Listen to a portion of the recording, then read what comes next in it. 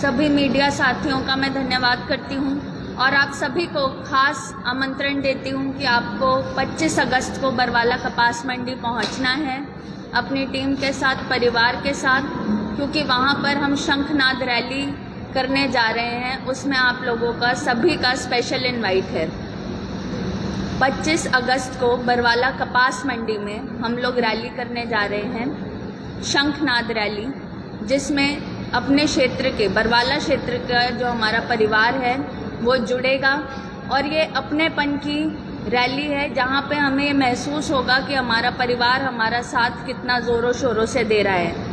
वहाँ पहुँचने वाले जितने भी लोग हैं वो सारे अपना आशीर्वाद देने के लिए, प्यार देने के लिए और रैली को मजबूती देने के लिए पहुँच रहे हैं। सभी गांव से, सभी वार्ड से हमारी रैली में सिर्फ और सिर्फ हमारा बरवाला क्षेत्र का परिवार रहेगा और साथ ही जो मुख्य अतिथि हैं वो भी हमारे क्षेत्रवासी हैं।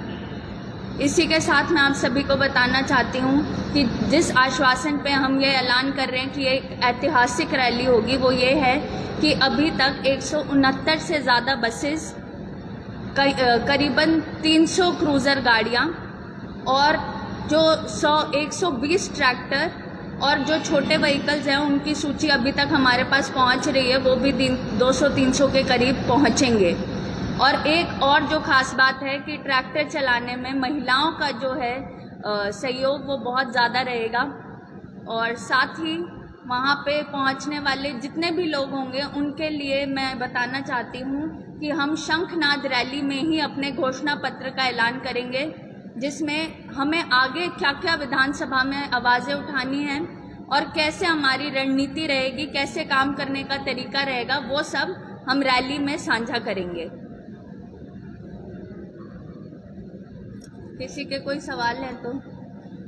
शंखनाद का मतलब उद्घोष होता है और कोई बड़ी घोषणा क्या 25 तारीख की रैली से की जाएगी? जैसा कि मैंने बताया, शंखनाद रैली में हम लोग शंख बजा के ऐलान करेंगे कि हम इस जंग के लिए, इस युद्ध के लिए, हमारे जो संवैधानिक मौलिक अधिकार हैं उनके लिए युद्ध पे निकल चुके हैं और इसके लिए हम पीछे नहीं हटेंगे। और हम ये भी घोषणा करेंगे उस दिन कि हमारा मैनिफेस्टो क्या है, हमारा घोषणा पत्र क्या है, उसके जो भी हमारे हमने डिसाइड कर रखा है वो सभी से उसी दिन 25 अगस्त को हम लोग साझा करेंगे।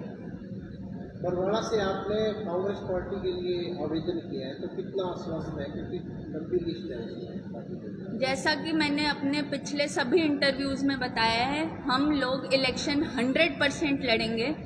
बुजुर्गों से जो हमें सुझाव मिलते रहे हैं, जैसे हम गांव में जाते हैं तो उन्होंने बोला था हमारे कहने पर ये फॉर्म भर दो और हमने भर दिया। अब बाकी जो पार्टीज हैं वो काबिलियत देख के अगर अप्रोच करती हैं तो ये भी चीज़ हम शंखनाद रैली में सबसे साझा करेंगे, क्योंकि मुझे ऐसा लगता है मेरा जो बरवाला परिवार है, बरवाला क्षेत्र है, उसमें सभी लोग मुझसे दिल से जुड़े हुए हैं। तो बिना उनके सुझाव के, बिना उनसे डिस्कस करे हम कोई भी डिसीजन नहीं लेंगे।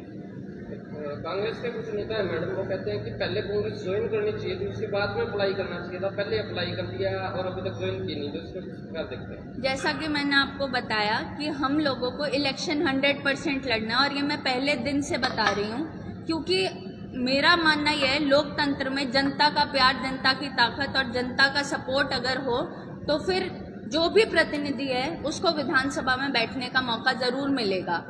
और रही बात फॉर्म भरने की, तो फॉर्म हमने इसलिए भरा है क्योंकि मेरे बुजुर्गों का सुझाव था और मैं अपने बुजुर्गों का मान सम्मान रखने में विश्वास रखती हूँ, उनकी बात को अहमियत देती हूँ।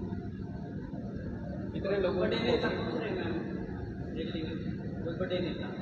मेरी रैली में उन बड़े नेताओं को बनाने वाले जो हमारे सारे मतदाता हैं, जो बरवाला क्षेत्र के वासी हैं, सभी गांव से, सभी वार्ड से भारी बहुमत में पहुंच रहे हैं। महिलाओं के साथ आपका कनेक्शन अच्छा रहा है, वो बेशक बस यात्रा हो या फिर महिला दिवस पर यहाँ कार्यक्रम। पुरुषों के साथ कितने टाइम आपको लग रहा है कि तो संख्या भारी पहुंच सकता है? मुझे लगता है कि इस बार जो है पुरुषों का नंबर हो सकता है महिलाओं से भी ज़्यादा हो। अभी तक जितने पुरुष जो हैं, जो मेरे भाई हैं, बुजुर्ग हैं, जो मुझसे जुड़े हैं, वो मुझसे मेरे काम के लिए और मेरी जो भावना है अपने क्षेत्र को लेकर कि इसको मॉडल विधानसभा क्षेत्र बनाना है, इसी सोच को लेकर वो मेरे साथ जुड़े हैं। अगर पार्टी वाली टिकट दी जाती तो क्या जिस अन्य पार्टी से फर्क या आज़ाद उम्मीदवार को? हम इलेक्शन 100% लड़ेंगे, जैसा कि मैंने आपको बताया। और अगर जिस पार्टी का फॉर्म भरा है उधर से कोई आश्वासन नहीं आता तो हम निर्दलीय लड़ेंगे। मैम सिर्फ उम्मीद मतलब कांग्रेस पार्टी से या फिर किसी भी पार्टी से? नहीं, ये तो गलत होगा ना अगर हम किसी भी पार्टी का नाम लेते हैं, क्योंकि मेरे हिसाब से पार्टी एमएलए के चुनाव में ये मायने नहीं रखता कि हम किस पार्टी से आ रहे हैं, क्योंकि एमएलए का सीधा असर है हमारे जीवन पे। और एमएलए के जो अधिकार हैं वो उनके क्षेत्रवासियों के लिए हैं। एमएलए जो काम करता है वो क्षेत्रवासियों के लिए करता है। तो मैं आपके सभी के माध्यम से भी अपने जितने भी मतदाता हैं, बरवाला के भी और बरवाला के आगे पीछे या पूरे भारत देश में जितने मतदाता हैं, उनको बताना चाहूँगी कि अगर हम प्रतिनिधि चुनेंगे तो ही बदलाव आ सकता है। अगर हम पार्टी चुनेंगे तो योजनाओं में बदलाव आ सकता है, लेकिन वो योजनाएं हम तक कौन पहुँचा रहे हैं? हमारा प्रतिनिधि। तो ये देखकर कि वो कितना काबिल है, उसमें काम करने की नीयत कैसी है और वो आगे उसकी क्या रणनीति है, काम करने का तरीका कैसे है, उसको जान के पहचान के परख के आप अपना प्रतिनिधि चुनें। क्योंकि जो भी पार्टीज हैं वो एक से बढ़कर एक योजनाएं बनाती हैं, क्योंकि उन्हें सत्ता में रहना है। लेकिन मैं ये भी आपको बता दूं कि बेशक जो योजना है वो दिल्ली में बने या चंडीगढ़ में बने, हमारे क्षेत्र में वो कैसे आएंगी? हमारे प्रतिनिधि के द्वारा। तो ये प्रतिनिधि की काबिलियत पे, उसकी निडरता पे, निर्भयता पे और उसके जुनून पे निर्भर करता है कि वो अपने लोगों के लिए कैसा काम करना चाहता है और कैसे उनको सर्व करना चाहता है। हाँ, लेकिन पार्टी की जो एक हवा होती है वो एक उम्मीदवार की जीत हार पर बहुत ज्यादा प्रभाव डालती है। आज अगर मैं बात करूं जज्बा या इनेलो आपको टिकट ऑफर करे तो क्या आप लेंगे? मैं किसी का अनादर नहीं करना चाहती और मेरे हिसाब से उनके सभी के प्रतिनिधि बहुत से खड़े हुए हैं। मेरा ये मानना है कि किसी भी पार्टी को ज्वाइन करें तो उससे विचारधारा का मिलना बहुत ज़रूरी है।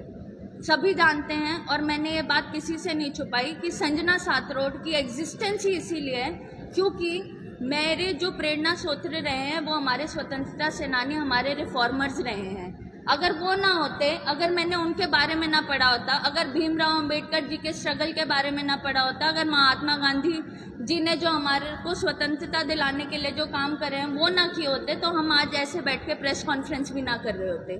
तो उन्हीं अधिकारों के लिए हमारे संविधान को अपनी धर्म की किताब मानते हुए मैंने ये जो है कदम उठाया है और इसीलिए मैंने एक पार्टी जिसके साथ मुझे लगता है मेरी विचारधारा मिलती है उसको मैंने उसका फॉर्म भरा है।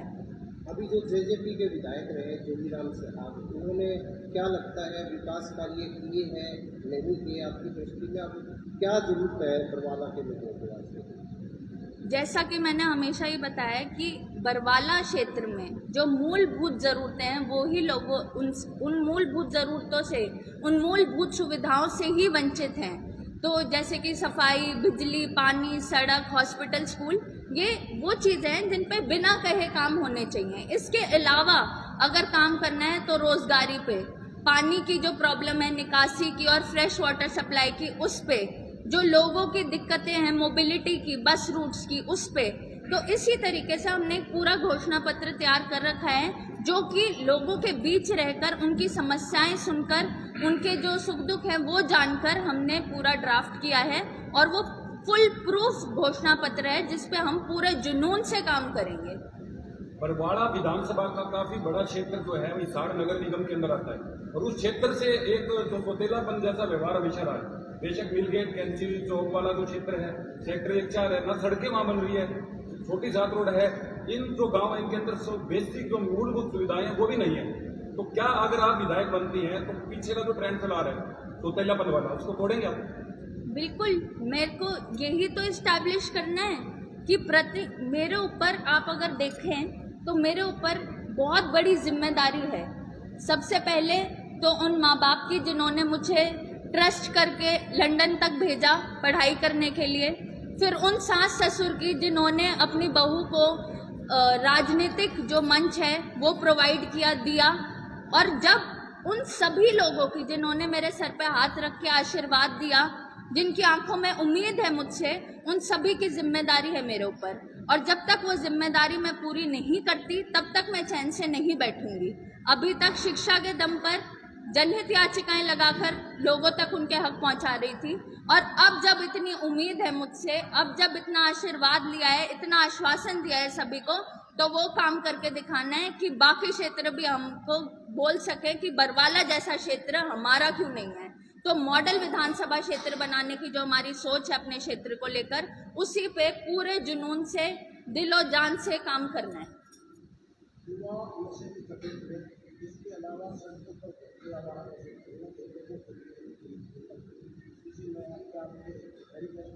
हमारी रणनीति में ये भी इंक्लूडेड है, हम जो बच्चे हैं जो खेल में अच्छे हैं या जो पढ़ाई में अच्छे हैं, उनको प्रॉपर इंफ्रास्ट्रक्चर जो नहीं मिलता, प्रॉपर जो उनके लिए निर्माण कार्य नहीं हो रहे हैं, उसके लिए भी हमने अपने जो मैनिफेस्टो है, घोषणा पत्र है, उसमें मेंशन कर रखा है।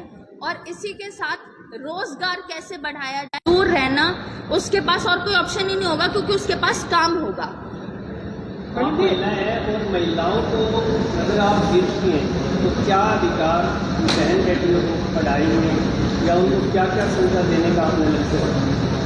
सबसे पहले तो अवेयरनेस का जो काम है, जागरूकता का जो काम है, वो मेरी सबसे बड़ी जिम्मेदारी है। जब मैंने कोलकाता वाले केस के बारे में जाना, जब उसी दिन 14-15 अगस्त के दिन मुझे पता चला कि मेरे क्षेत्र में, बरवाला क्षेत्र में 4 घंटे के अंदर 5 दुर्घटनाएं घटी, जहां पे छोटी जो बच्चियां, उनको घरों के अंदर से उनको उठाया गया, उनका अपहरण करने की कोशिश की गई, महिलाओं के साथ जो है जोर जबरदस्ती करने की कोशिश करी।